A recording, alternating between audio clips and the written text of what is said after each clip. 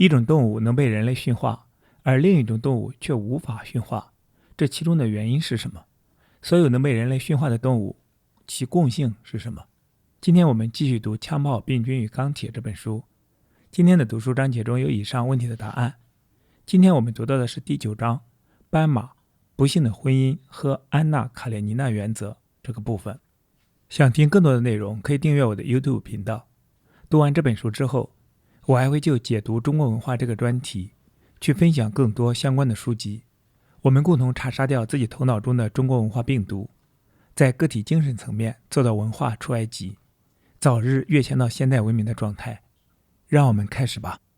第9章斑马、不幸的婚姻和安娜·卡列尼娜原则。可驯化的动物都能被驯化，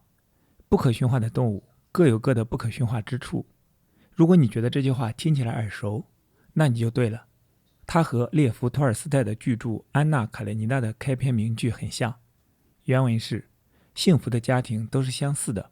不幸的家庭各有各的不幸。托尔斯泰的意思是，一段幸福的婚姻需要在很多方面都成功，两性吸引、金钱观念一致、子女教育、宗教信仰、亲戚关系等等。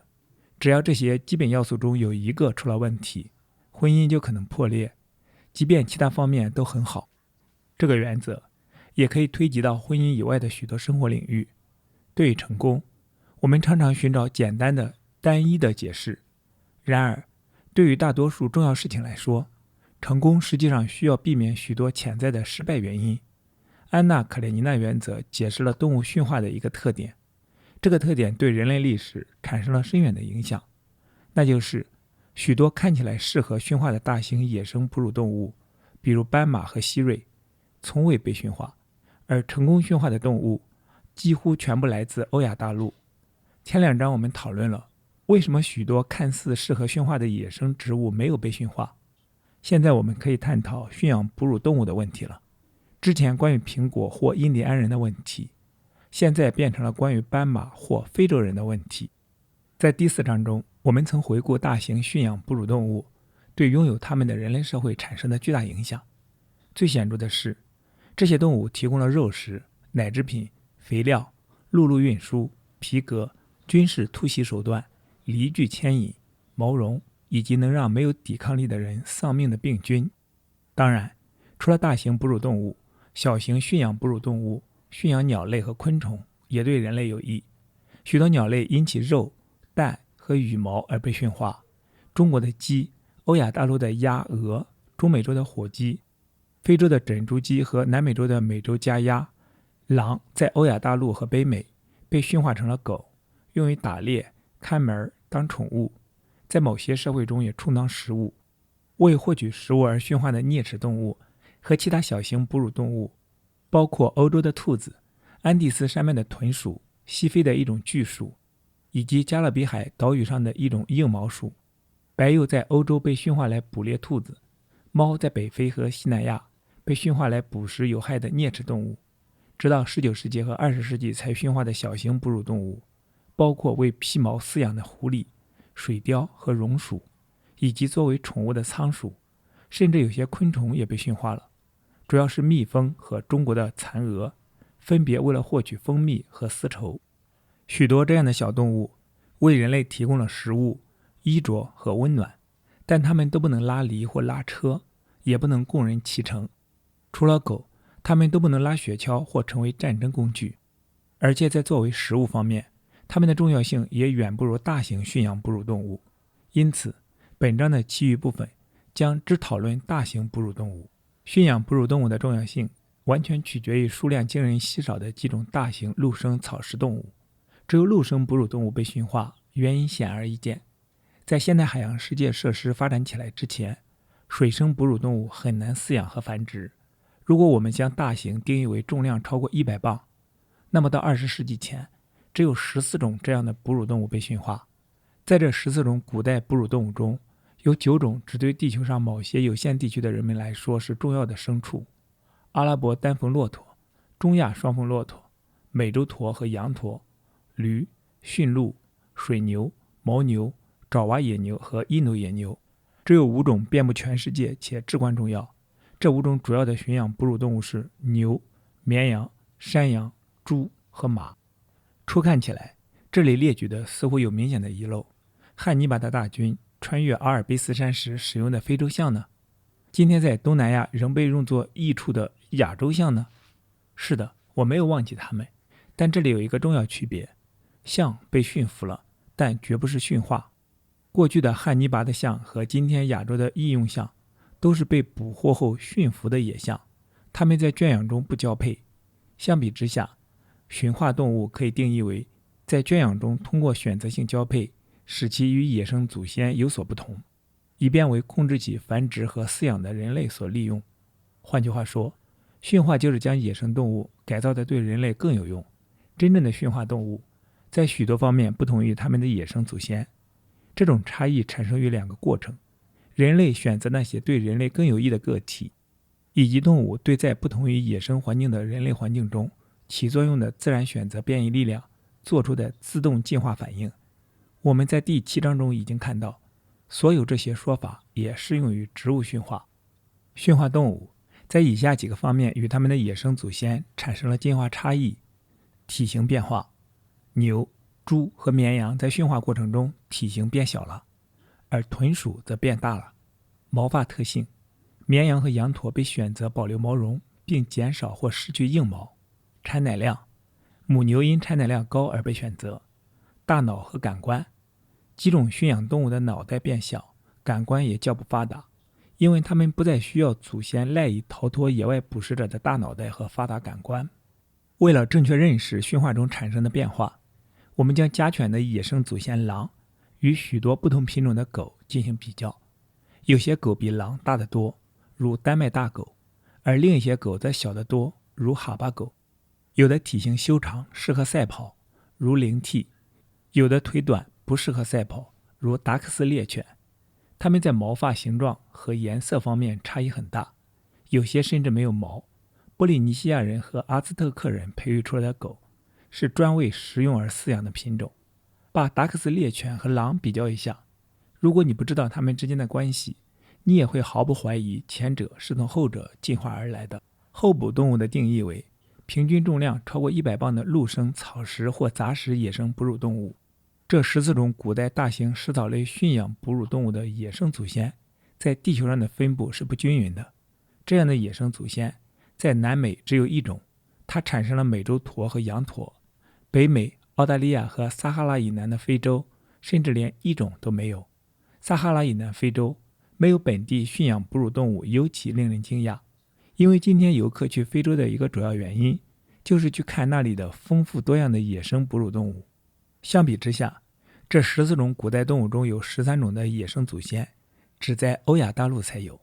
在这里说明一下，和本书其他地方一样，作者使用的欧亚大陆在某些情况下也包括北非，因为从生物地理学和人类文化的许多方面来看，北非和欧亚大陆的关系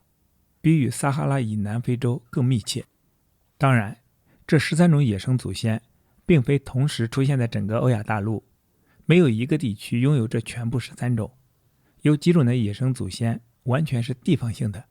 例如野牦牛只限于西藏和邻近高原地区。然而，在欧亚大陆的许多地方，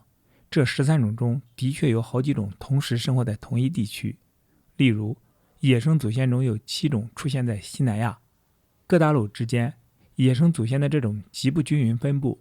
成了欧亚大陆人而不是其他大陆人最终得以拥有枪炮、病菌和钢铁的一个重要原因。我们如何解释这14种古代哺乳动物集中出现在欧亚大陆的现象呢？一个原因很简单，欧亚大陆拥有数量最多的陆生大型野生哺乳动物，无论它们是否是驯化动物的祖先。我们可以将驯化候补者定义为平均重量超过100磅，也就是45公斤的任何陆生草食或杂食哺乳动物，不是以肉食为主的哺乳动物。欧亚大陆拥有最多的可供驯化的候补哺乳动物达72种，正如它在其他许多植物和动物群方面拥有最多的品种一样。这是因为欧亚大陆是世界上最大的陆块，它的生态环境也是千变万化的。动植物的生存环境从广阔的热带雨林、温带雨林、沙漠和沼泽，到同样广阔的苔原、应有尽有。撒哈拉以南非洲可供驯化的候补哺乳动物较少，共51种。正如它在其他大多数植物群和动物群方面品种较少一样，因为同欧亚大陆相比，它的面积较小，生态环境的变化也较少。非洲热带雨林的面积比东南亚的小，在北纬37度以北，没有任何温带的植物生存环境。我在第1章中讨论过，美洲以前的可供驯化的候补动物几乎和非洲的一样多，但美洲的大多数大型野生哺乳动物，包括那里的马、那里的大多数骆驼，以及其他一些如果生存下来也可能得到驯化的动物，在13000年前就已经灭绝了。澳大利亚是最小的也是最孤立的大陆，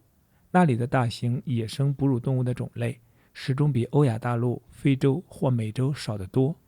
正如在美洲一样，在澳大利亚除红袋鼠外，所有这少数几种可供驯化的候补动物，大约在这个大陆第一次有人移居时就已经灭绝了。因此，欧亚大陆一直是大型哺乳动物驯化主要场所的部分解释是，它是一个一开始就拥有最多可供驯化的野生哺乳动物的大陆。在过去的4万年中，那里这样的动物因绝种而消失的也最少。有一点也是确凿无疑的，在那些候补哺乳动物中，实际得到驯化的比例在欧亚大陆最高，而在撒哈拉以南非洲特别低。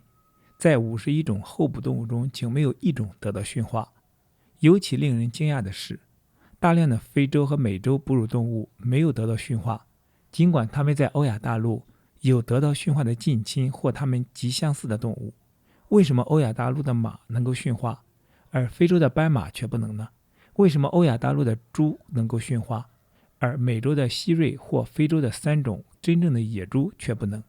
为什么欧亚大陆有5种野牛，也就是松毛长角野牛、水牛、牦牛、印度野牛和爪哇野牛能够驯化，而非洲野牛或美洲野牛却不能？为什么亚洲的摩佛伦羊能够驯化，而北美洲的加拿大盘羊却不能？虽然非洲、美洲和澳大利亚的所有族群存在巨大的差异，但它们在动物驯化方面是否都有欧亚大陆族群所没有的某些文化障碍？例如，非洲的大型野生动物数量很多，可以通过猎杀来获取，从而使非洲人专门饲养家畜成为多余之举。对这个问题的回答是毫不含糊的，否。有5个方面的例证可以驳斥上述的解释。第一，非欧亚大陆族群迅速接受了欧亚大陆驯化的动物。第二，人类普遍爱好豢养宠物。第三，古代那14种哺乳动物迅速得到驯化，其中有几种还多次独立地得到驯化。第四，现代人所做的进一步驯化努力只取得了有限的成功。第五，当地野生哺乳动物本身的特点。首先，当欧亚大陆的5种主要驯化哺乳动物到达撒哈拉以南非洲时，凡是条件许可的地方，它们都被截然不同的族群所接受。这些非洲牧人因此取得了对非洲狩猎采集族群的巨大优势，并迅速取代了他们。尤其是班图族农民，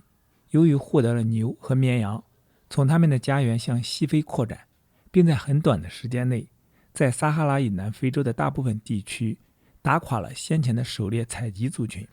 甚至在没有获得作物的情况下，一些科伊桑族群由于在约2000年前获得了牛和绵羊，而在非洲南部的大片地区取代了科伊桑的狩猎采集族群。驯养的马匹引进西非后，改变了那里的战争情况，把那个地区变成了一批依靠骑兵的王国。使马匹未能向西非以外的地区扩散的唯一因素是采营传播的锥虫病。在世界其他地方，只要缺少适合驯化的本地野生哺乳动物的族群，有机会获得欧亚大陆的家畜，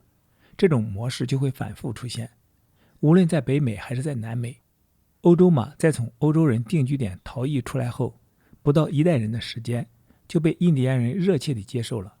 例如，到19世纪，北美大平原印第安人已经成了骑术精良的战士和猎捕野牛的高手，但他们却是在17世纪晚些时候才得到马匹。从西班牙人那里获得的绵羊同样改变了纳瓦霍族印第安人的社会，尤其是使纳瓦霍人得以织出闻名遐迩的美丽的羊毛毯。在带狗的欧洲人与塔斯马尼亚定居后不到10年，以前从未见过狗的塔斯马尼亚岛土著就开始因为狩猎之用而饲养了很多的狗。因此，在澳大利亚、美洲和非洲的数以千计的文化各异的土著中，没有任何普遍的文化禁忌在妨碍动物驯化。毫无疑问，如果这些大陆上的某些本地野生哺乳动物是可驯化的，那么澳大利亚、美洲和非洲的某些族群可能已经驯化了它们，并从中获得巨大好处，就像他们从欧亚大陆的家畜得到好处一样。因为当年能够得到这些家畜时，他们曾立即予以采纳。例如，想想撒哈拉以南非洲的各个族群，他们生活的地方和野斑马、野牛近在咫尺，为什么非洲没有至少一个狩猎采集部落驯化这些斑马和野牛，从而获得对其他非洲人的支配力量，而不必等到欧亚大陆的马和牛的到来？所有这些事实表明，对于欧亚大陆以外没有驯化当地哺乳动物这个问题的解释，在于当地现有的野生哺乳动物本身，而不是在于当地的人。支持这一解释的第二个证据来自宠物。把野生动物当宠物来饲养并加以调教，是动物驯化的第一阶段。几乎所有大陆的传统人类社会都有关于宠物的记录。这样调教出来的野生动物种类远远多于最终得到驯化的种类，并且包括了几种我们几乎不曾料想会成为宠物的野生动物。例如，在我工作的新几内亚村庄里，我常常看到人们带着宠物袋鼠、袋雕和从翁到鳄无所不有的鸟。这些被捕捉到的动物，有些被当作宠物饲养，但大多数最终还是被吃掉了。新几内亚人甚至还经常捕捉鹤鸵的幼鸟。鹤鸵是一种形似鸵鸟的不会飞的大型鸟类，并将它们喂养大作为美味来吃。虽然捕捉到的成年鹤鸵极其危险，不时地把村民开膛破肚。有些亚洲族群驯化雕用于打猎，虽然偶尔也有关于这些凶猛宠物杀死训练它们主人的传闻。古埃及人和亚述人以及现代印度人训练猎豹用于打猎。古埃及人的绘画表明，他们甚至还驯养有蹄类哺乳动物如瞪羚和麋羚，鸟类如鹤。比较令人惊奇的是，驯养可能有危险的长颈鹿是最令人惊奇的驯养资狗。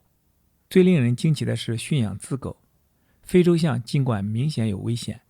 但在罗马时代已经有人驯养，而亚洲象今天仍然在被人驯养。也许最不可能成为宠物的动物是欧洲棕熊，但日本的阿伊努人经常捕捉熊仔驯养，待养大后在宗教仪式上杀死并吃掉。对于其他4种已驯化的大型哺乳动物，驯鹿、牦牛、印度野牛和爪哇野牛，至今几乎没有关于它们驯化年代的证据。目前所知的年代和地点只是迄今为止得到证明的最早的年代和地点。驯化实际上可能是在更早的时间，在某个不同的地点开始的。因此，许多野生动物在导致驯化动物与人的关系的连续序列中都达到了第一阶段，但只有几种出现在序列的另一端而成为家畜。1个多世纪前，英国科学家弗朗西斯·高尔顿爵士简明地概述了这方面的差异。每一种野生动物都有可能得到驯化，有几种在很久以前就驯化了，但其余的大部分有时仅仅由于在一个小小的细节上出了问题，就注定永远野生了。动物驯化的年代为证实高尔顿的观点提供了第3个证据。高尔顿认为，早期牧民很快就驯化了所有适合驯化的大型哺乳动物。关于有些动物的驯化年代，我们已有了考古证据。这些动物全都是在公元前8000年至公元前2500年这一段时间驯化的，也就是说，是在上次冰期结束后出现的定居的牧民社会开头的几千年内驯化的。大型哺乳动物驯化的年代从绵羊、山羊和猪开始，到骆驼结束，在公元前2500年后就再也没有出现过任何有重大意义的动物驯化了。当然，在公元前2500年的很久之后，确实有些小型哺乳动物首次得到驯化。例如，直到中世纪，兔子由于可以充当食物才得到驯化。实验室研究用的老鼠直到20世纪才得到驯化。作为宠物饲养的仓鼠，直到20世纪30年代才得到驯化。小型哺乳动物驯化的继续发展，并不令人感到惊奇，因为确实有数以千计的野生动物可以用作驯化的候补者，同时也因为对传统社会来说，它们的价值太小，不值得花气力去饲养。但大型哺乳动物的驯化实际上在4500年前就结束了。到那时，世界上全部148种可以用来驯化的候补大型动物必定已经被试验过无数次，结果只有几种通过了试验，剩下的就再也没有适合驯化的了。还有第4个证据，可以用来说明某些哺乳动物适合驯化的程度比另一些哺乳动物大得多。这个证据来自对同一种动物所进行的反复独立的驯化，以我们称之为线粒体 DNA 的遗传物质在各个部分为基础的遗传学证据，最近证实了有笼肉的印度牛和没有笼肉的欧洲牛的野生祖先是在几万年前就已经分化的2个不同的野牛种群，而这在过去长期以来是一直遭到怀疑的。换句话说，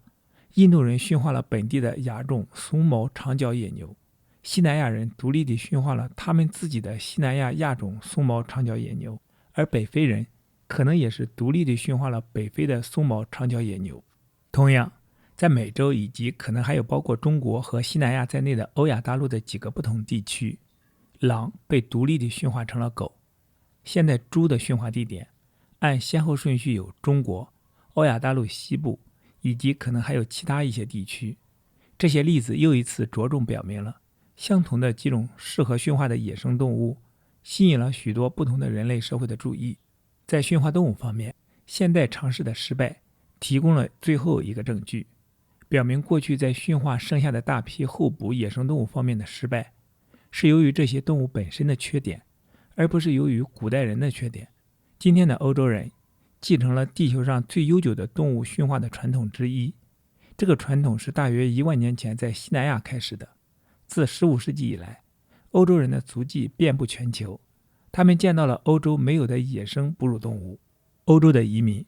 如我在新几内亚遇到的带着宠物袋鼠的那些人，和土著一样，驯养了许多当地的哺乳动物，或把它们当作宠物迁往其他大陆的欧洲牧人和农民也认真努力地去驯化当地的一些哺乳动物。在19世纪和20世纪，至少有6种大型哺乳动物，大角斑羚、驼鹿、麋鹿、麝牛、斑马和美洲野牛成了一些安排的特别井井有条的计划的研究对象。这些计划由现在的动物育种专家和遗传学专家执行，目的就是对这些动物进行驯化。例如，非洲最大的羚羊大角斑羚，因为其肉质肥美和产奶量丰富，而在乌克兰的新阿斯卡尼亚动物园以及英国、肯尼亚、津巴布韦和南非等地一直成为被选中的研究对象。苏格兰阿伯丁的罗维特研究所经营了一家驼鹿实验农场，在俄罗斯的佩切罗伊利奇国家公园也开办了一家麋鹿实验农场。然而，这些现代的努力只取得了有限的成功。虽然美洲野牛肉偶尔也出现在美国的一些超级市场上，虽然麋鹿已在瑞典和俄罗斯被用来骑乘、挤奶和拉雪橇，但这些努力没有一项产生具有足够经济价值的成果，来吸引许多大牧场主。尤其引人注目的是，同欧亚大陆的那些容易感染非洲疾病的家畜相比，非洲大角斑羚对疾病的抵抗能力和对气候的适应能力使它获得了一种巨大的优势。但近来在非洲范围内进行的驯化大角斑羚的努力始终未能得到普及。因此，无论是几千年中一直能够得到用于驯化的候补动物的本地牧人，还是现代遗传学家，都没有能够成功地使古代那14种以外的大型哺乳动物成为有用的驯化动物，而那14种动物至少在4500年前就已经被驯化了。然而，今天的科学家只要愿意，无疑能够为许多动物去实现关于驯化的那一部分定义，即关于控制交配和食物的规定。例如，圣迭戈和洛杉矶的动物园现在正是最后幸存的加利福尼亚秃鹰，受到超过任何其他驯化动物更为严格的交配控制，对每一只秃鹰都要进行遗传鉴定，并由计算机程序来决定哪一只雄鹰同哪一只雌鹰进行交配，以便达到人类的目的。在这种情况下，就是为了产生最大限度的遗传差异，从而使这种濒临灭绝的鸟得以保存。一些动物园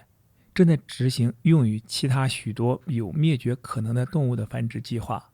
这些动物包括大猩猩和犀牛，但这些动物园严格挑选加利福尼亚秃鹰，不可能带来经济上的有益的结果。动物园对犀牛所做的努力也是如此。虽然活犀牛的肉重达3吨以上，我们马上就会看到驯化犀牛以及其他大多数大型哺乳动物有着不可逾越的障碍。总之，在全世界作为驯化候补者的148种陆生食草类大型野生哺乳动物中，只有14种通过了实验。为什么其余的134种没有通过实验呢？弗兰西斯·高尔顿把其余那些动物说成是注定要永远野生时，指的是哪些情况呢？答案来自安娜·卡列尼娜原则。要能得到驯化，每一种候补的野生动物都必须具有许多不同的特点，缺少了哪一个必不可少的特点，都会使驯化的努力失败，就像使建立幸福婚姻的努力失败一样。我们在担任斑马和人类这一对婚姻问题咨询指导时，至少可以找出驯化失败的6组原因。第一组原因，日常食物。动物吃植物或动物时，食物生物量转化为摄食者生物量的效率远低于100%，通常在10%左右。也就是说，要用大约1万磅玉米才能喂养出一头1000磅重的牛。如果你想养一只1000磅重的食肉动物，你就得用1万磅重的食草动物去喂它，而这1万磅重的食草动物又需要用10万磅重的玉米来饲养。即使在食草动物和杂食动物中，也有许多像树袋熊这样的动物，在偏爱植物方面过分挑剔，要想成为饲养场里的牲畜实在不敢恭维。由于这种根本性的低效率，没有一种食肉哺乳动物是为了充当食物而被驯化的。未能驯化它们不是因为肉硬或无味。我们一直在吃食肉的野生鱼类，而我本人也能证明狮子肉馅饼的美味。最勉强的例外是狗。狗最初被驯化来看门和做打猎伙伴，但不同种类的狗被培育出来。在阿兹特克时代的墨西哥、伯利尼西亚和古代中国，狗还被饲养用来充当食物。然而，经常吃狗肉是缺乏肉食的人类社会的无奈之举。阿兹特克人没有其他任何家畜，伯利尼西亚人和古代中国人只有猪和狗。有了驯养食草哺乳动物的人类社会，也不会费心思去吃狗肉的，除非把它当作一种少有的美味佳肴，就像今天西南亚的某些地区那样。此外，狗不是严格的食肉动物，而是杂食动物。如果你天真地认为你的爱犬只吃肉，那就请你读一读你家狗食袋上的原料配方一览表。阿兹特克人和伯利尼西亚人养来吃的狗，即使靠吃蔬菜和食物下脚料，也能长得膘肥体壮。第二组原因，生长速度。为了值得饲养，驯化动物也必须生长迅速。这个要求将大猩猩和大象排除了。虽然它们都吃素，绝对不挑食，而且身上的肉也多。有哪个想要成为饲养大猩猩或大象的大牧场主，会花上15年时间去等待他的牧群长到成年那么大？需要易用项的现代亚洲人发现，从野外捕捉大象加以调教，要省钱得多。第三组因素，圈养中的繁殖问题。我们人类不喜欢在众目睽睽之下性交，有些具有潜在价值的动物也不喜欢这样做。这就是对陆地上跑得最快的动物猎豹的驯化尝试中途夭折的原因。虽然几千年来我们一直怀有驯化它的强烈兴趣，我在前面提到过，驯养的猎豹作为比狗强不知多少倍的猎兽，曾受到古埃及人、古亚述人和现代印度人的重视。印度莫卧儿帝国的一个皇帝圈养了1000头猎豹，尽管许多富有的王公贵族为此投入了大量人力和物力，但他们所有的猎豹都是从野外捕捉后驯养的。这些王公贵族想要使猎豹在圈养中繁殖的努力都落空了。直到1960年，现代动物园的生物学家才成功地使第一头猎豹在动物园里出生。在野外，几只雄性猎豹兄弟会追逐一头雌性猎豹好几天。这种粗鲁的长距离求爱方式，似乎是为了使雌猎豹排卵或愿意接受交配。关在笼子里的猎豹通常拒绝按照那种精心策划的求爱程序办事。类似的问题也使繁殖南美小羊驼的计划受挫。南美小羊驼是安第斯山脉的一种野骆驼，它的毛是兽毛中最细最轻的，因而为人们所珍视。古代印加人把野生小羊驼赶进围栏，剪下它们的毛，然后再把它们放走。需要这种名贵驼毛的现代商人，要么用印加人的老办法，要么干脆把野生的小羊驼杀死。尽管有金钱和名声的强烈刺激，为了获得驼毛而在圈养中繁殖小羊驼的所有尝试都失败了。其原因包括小羊驼在交配前要经过长时间的复杂的求偶程序，一种在圈养中无法做到的程序。雄性小羊驼彼此之间水火不容，以及它们需要一个中年使用的觅食区和一个分开的中年使用的睡眠区。第四组因素，凶险的性情。当然，几乎任何一种体型够大的哺乳动物都能杀人，猪、马、骆驼和牛都杀死过人。然而，有些大型动物性情还要凶险得多，比其他动物也危险得多。动辄杀人的倾向使许多本来似乎理想的动物失去了驯化的候补资格。一个明显的例子是灰熊。熊肉是昂贵的美食，灰熊体重可达1700磅，虽然也是可怕的猎手，但它们主要吃素。它们素食的范围很广，它们靠吃人的食物下脚料而茁壮成长，从而在黄石公园和冰川国家公园造成了巨大的问题。它们生长的速度也比较快，如果灰熊能在圈养中表现良好，它们就会成为绝妙的产肉动物。日本的阿伊奴人做过实验，习惯上把饲养灰熊的幼崽作为一种宗教仪式的一部分。然而，由于可以理解的原因，阿伊奴人觉得还是小心为妙，在灰熊的幼崽长到1岁大时，便把它们杀死吃掉。长时间饲养灰熊可能是自杀行为，我不知道有谁饲养过成年灰熊。另一种本来合适，但由于同样明显的原因而被自己取消了驯化候补资格的动物是非洲野牛。它很快就长到1吨重，它过着群居生活。野牛群中具有一种完善的优势等级，这是野牛群中的一个特点。关于这个特点的好处，我们将在以后讨论。但非洲野牛被认为是非洲最危险、脾气最难预料的大型哺乳动物。任何一个愚蠢到想去驯化非洲野牛的人，要么因此而送命，要么不得不在它长得太大太凶险之前把它杀死。同样，河马这个4吨重的素食动物，如果不是因为它们同样危险，可能会成为农家的大牲口。河马每年杀死的人比非洲甚至包括狮子的任何其他哺乳动物杀死的都要多。对于这些臭名昭著的凶猛动物失去驯化候补资格这一点，很少有人会感到惊奇。但还有一些候补动物，它们的危险却鲜为人知。例如，8种野生马科动物在性情方面差异很大。虽然这8种在遗传上彼此非常接近，所以彼此可以交配并生出健康的后代。其中的2种，马和北非驴，成功地得到驯化。同北非驴关系密切的是亚洲驴，也叫中亚野驴。由于中亚野驴的家乡包括西方文明和动物驯化的摇篮新月沃地，古代人必定用中亚野驴进行过广泛的实验。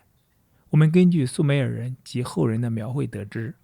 中亚野驴经常被人猎杀，也经常被人捕捉来同驴和马杂交。古人描绘过一种形状像马的动物，用来骑乘或拉车，可能就是指中亚野驴。然而，所有描绘过它们的人，从罗马人到现代动物园饲养员，对它们的暴躁脾气和咬人恶习都没有好评。因此，虽然中亚野驴在其他方面和驴的祖先有相似之处，但从未被驯化过。非洲的4种斑马情况甚至更糟，驯化它们的努力已经到了让它们拉车的地步。在19世纪的南非，有人试过把它们当益畜。怪人沃尔特·罗特希尔德勋爵坐着斑马拉的马车在伦敦街道上驶过。可惜的是，斑马长大后变得难以对付。我们并不否认，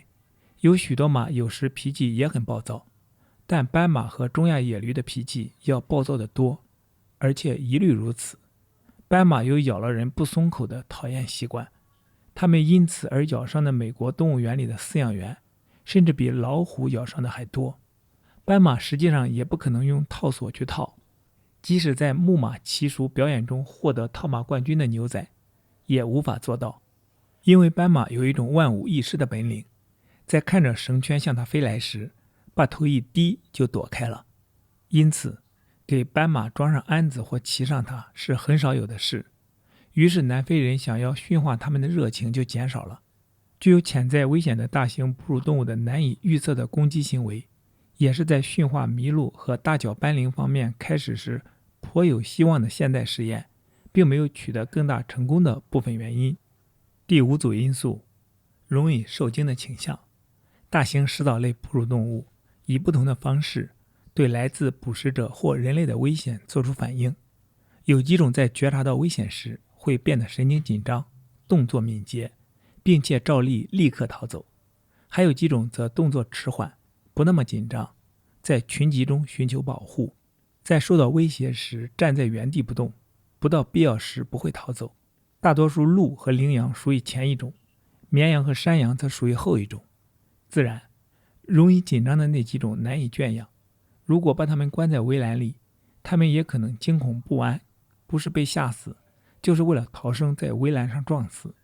例如，瞪羚的情况就是如此。几千年来，在新月沃地的一些地区，瞪羚是最经常被猎捕的动物。在该地区最早定居的人，除了瞪羚，再没有更多机会去驯化别的哺乳动物，但没有任何瞪羚得到驯化。想象一下放牧这样一种动物的情景吧，它飞速逃走，盲目地向围墙一头撞去，它一跳就能达到差不多30英尺远，奔跑的速度能够达到每小时50英里。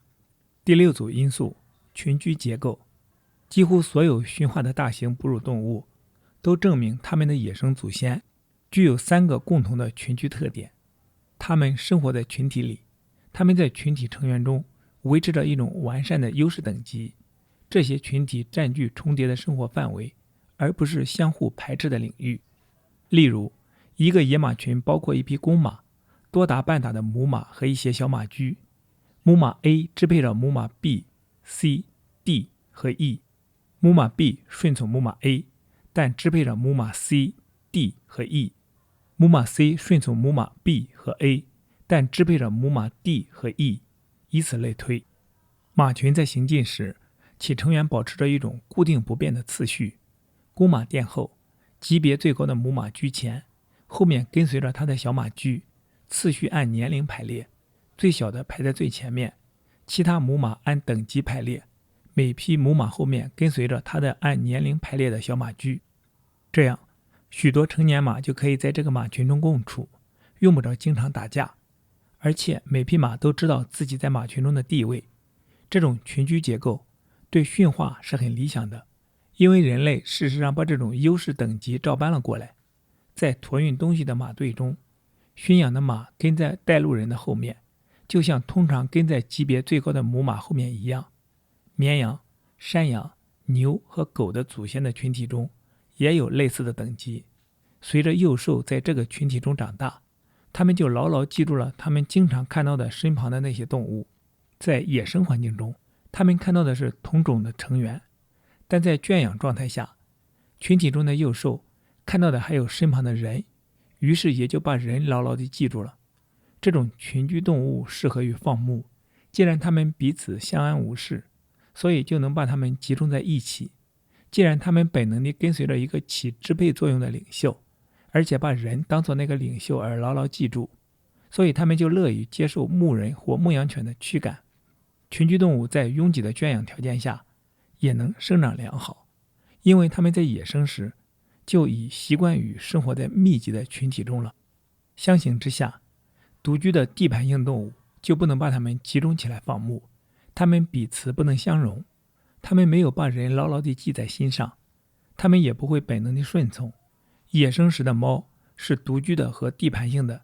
谁见过一群野猫跟在一个人的后面，或者让一个人把它们集中起来照管？每一个喜欢猫的人都知道，猫不像狗那样对人出于本能的顺从。猫和雪貂是唯一得到驯化的地盘性哺乳动物。我们驯化它们的目的，不是为了把它们当作肉食来源而大群的放牧，而是把它们当作独居的猎兽或宠物来饲养。虽然大多数独居的地盘性动物因此而未能得到驯化，但不能反过来说，大多数群居的动物都能得到驯化。下面的另外几个原因中，只要有一个原因，它们中的大多数就不能驯化。首先，有许多动物的群体并不拥有重叠的生活范围，而是保持排斥其他群体的独占领域。把这两群动物圈养在一起，就如同把两只独居的雄性动物圈养在一起一样，是不可能的。其次，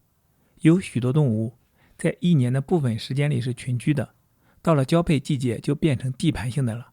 这时它们见面就争斗，彼此不能相容。大多数的鹿和羚羊都是如此，这就是所有群居的羚羊不适合驯化的主要因素之一。虽然非洲以这些羚羊而著名，虽然人们对非洲羚羊的第一个联想是沿地平线密密麻麻的羊群，但事实上这些羊群中的雄性羚羊在交配期间都划分了地盘，彼此凶猛地争斗。因此，这些羚羊不能像绵羊、山羊或牛那样圈养在拥挤的围栏里，争夺地盘的行为，加上性情凶猛和生长缓慢，同样使犀牛不能成为农家院里的牲口。最后，许多群居动物，再一次包括大多数鹿和羚羊，并没有界限分明的优势等级，因此在本能上并没有准备把任何占支配地位的领袖牢记在心，因而也不会把人记在心上。结果，虽然许多鹿和羚羊被驯服了，请想一想小鹿斑比的故事，但人们从来没有见过那种像绵羊一样成群放牧驯养的鹿和羚羊。这个问题也使对北美的加拿大盘羊的驯化半途而废。虽然这种羊和亚洲摩佛伦羊同属，是我们驯养的绵羊的祖先，加拿大盘羊适合我们的需要，在大多数方面与摩佛伦羊相似，只是在一个关键方面例外，它们缺乏摩佛伦羊的那种固定不变的行为，即某些个体对另一些他们承认其优势的个体表现顺从。现在，让我们再回到我在本章开始时提出的那个问题。从一开始，动物驯化的最令人困惑的特征之一是那种表面上的随意性。有些动物驯化了，而它们的近亲却没有得到驯化。除少数几种外，所有可以作为驯化候补者的动物都被安娜·卡列尼娜原则排除了。人类同大多数动物缔结了一种不幸的婚姻，这是由于许多可能的原因中的一个或多个原因造成的。动物的日常食物、生长速度、交配习惯、性情、容易受精的倾向以及群居组织的几个不同特点。只有很少一部分野生哺乳动物，由于在上述所有这些方面都能协调一致，而最终得以和人类结成美满的婚姻。欧亚大陆的民族碰巧比其他大陆的民族继承了多得多的可驯化的大型野生哺乳食草动物。这一结果和为欧亚大陆社会带来的全部利益，来自哺乳动物地理学、历史和生物学的这三个基本事实。第一，初始数量多。欧亚大陆由于其广大面积和生态的多样性，一开始就拥有最多的可供驯化的候补动物。第二，灭绝少。澳大利亚和美洲，而不是欧亚大陆或非洲，在更新世晚期动物灭绝的大规模浪潮中，失去了它们大多数可供驯化的候补动物。这可能是因为前两个大陆的哺乳动物不幸首先突然接触了人类，而且这时已经是我们进化史的后期阶段，我们的狩猎技巧已经得到了高度发展。第三，适合驯化种类多。最后，证明适合驯化的幸存候补动物在欧亚大陆要多于其他大陆。只要研究一下那些不曾驯化的候补动物，就可以看出是其中每一种失去驯化资格的一些特有原因。因此，托尔斯泰可能会赞同一位前辈作家圣马泰的真知灼见：被传唤者众，而被选中者少。好，今天的读书分享暂时到这里。今天我们读了第9章斑马、不幸的婚姻和安娜·卡列尼娜原则。期待在下一次的读书分享中与你再相逢。